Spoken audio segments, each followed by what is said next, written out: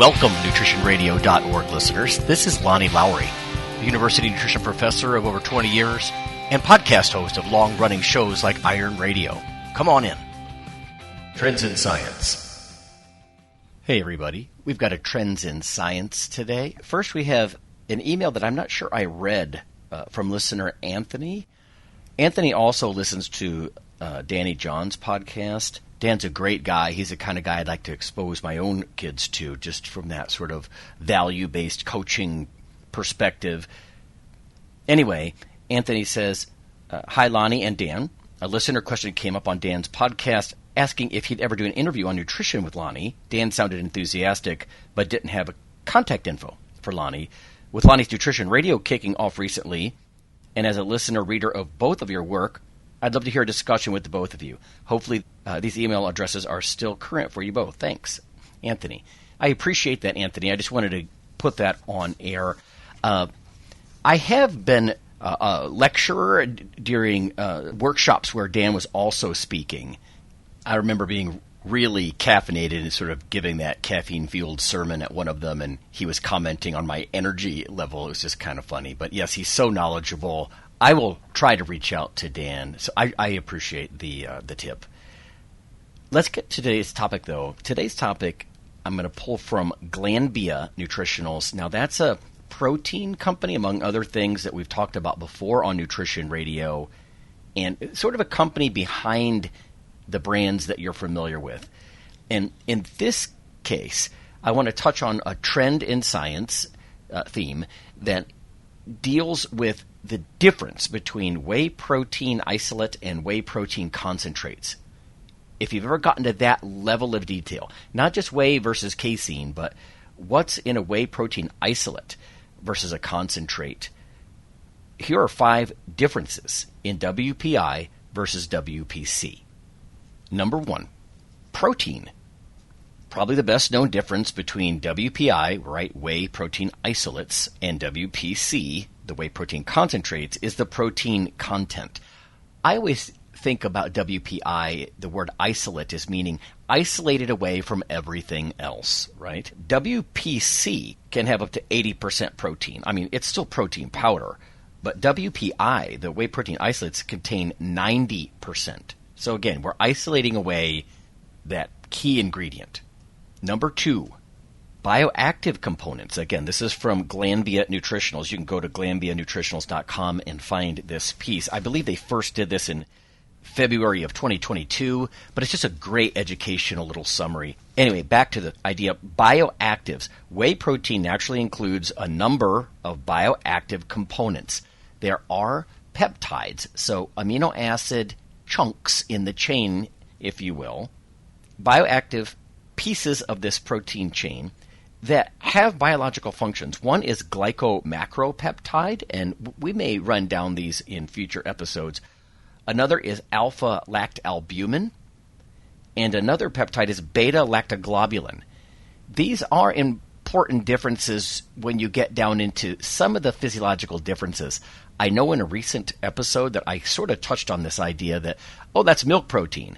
It is. And when companies put that right out front to, entry-level consumers, I think they're trying to use that medical ease red flag. But if we want to dig down and look at one of the things that's different, well, whey protein isolate is processed with cross-flow microfiltration, I believe among other methods, but that helps preserve those bioactives compared to just a WPC.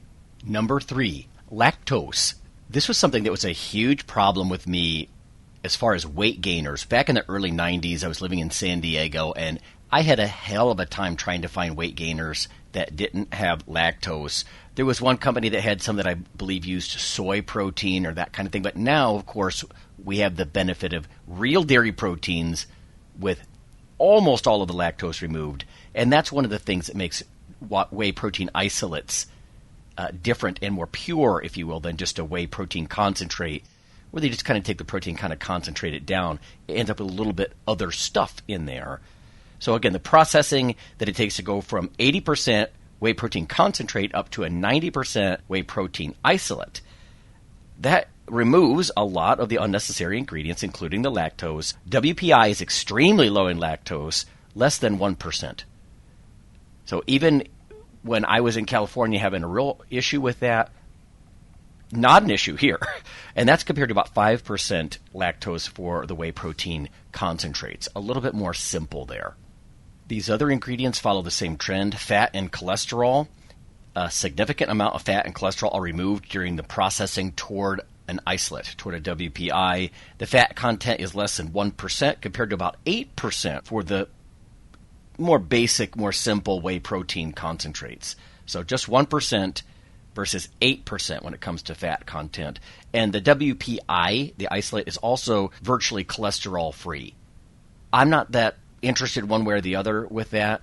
We know that dietary cholesterol has very minimal impact on your blood levels, and certainly this kind of product, I wouldn't expect this to do much one way or the other to your blood cholesterol, if you have that kind of concern, family history or whatever. I wouldn't worry too much about the cholesterol part. But it is interesting that the fat content is reduced. I mean, when you're buying a protein powder, you want it to be as proteiny as possible. Anyway, so I give that a meh. But number 5, branched-chain amino acids and leucine. BCAAs and leucine. Leucine is, of course, one of the 3 branched chains: leucine, isoleucine, and valine. And we have a greater concentration, a greater content in the WPI. How much more? Well, WPI has 23 grams of BCAAs per 100 grams of powder. Now, 100 grams is more than a scoop. That's multiple scoops. A typical scoop might be more like 25 grams, so about a quarter of that. But if you want to do it by 100-gram units, that's 6 grams more than whey protein concentrate, 80%, right? And it's 11 grams of leucine in the WPI versus 8 grams of leucine in the WPC, in the simple concentrate. Now, research varies as far as how much leucine you need to be maximally stimulatory as far as muscle protein synthesis, which is really the reason you're taking a protein powder for the most part. You definitely don't need 8 grams to 11 grams based on current research. But there it is, just as far as some quantities that you can readily see based on a multi-scoop serving. So that's going to be it for today's little Trends in Science, just a little educational bit. Glanbia is a legitimate company, again, a company behind a lot of the companies that you are familiar with. They supply a lot of the big brand names. We've talked about it on past episodes. So that's why you're looking for the WPI. If you even are looking for a WPI, I've bought both in the past. It doesn't really make that much of a difference. I'm most interested probably in those bioactives and how you can get a little bit more of those important peptides. And like I said, dairy peptides, that's an episode in itself. I'm going to make a note. Anyway, that's more icing on the cake than the cake itself, right? Just the grams of quality protein. But okay, just to wrap up here, please, if you would, be one of the first to rate us on iTunes. Leave a little review if you can. You can even comment on our YouTube backup if you like. Lawnman07, you can search within YouTube there. We're on Spotify and Stitcher and a whole bunch of other places as well. So that's going to be it, though, for today's little installment, and we'll see you later. The NutritionRadio.org podcast is for informational purposes only. If you're interested in starting a diet or exercise program, check with your physician, nutritionist, or qualified exercise physiologist in order to make the progress that you need.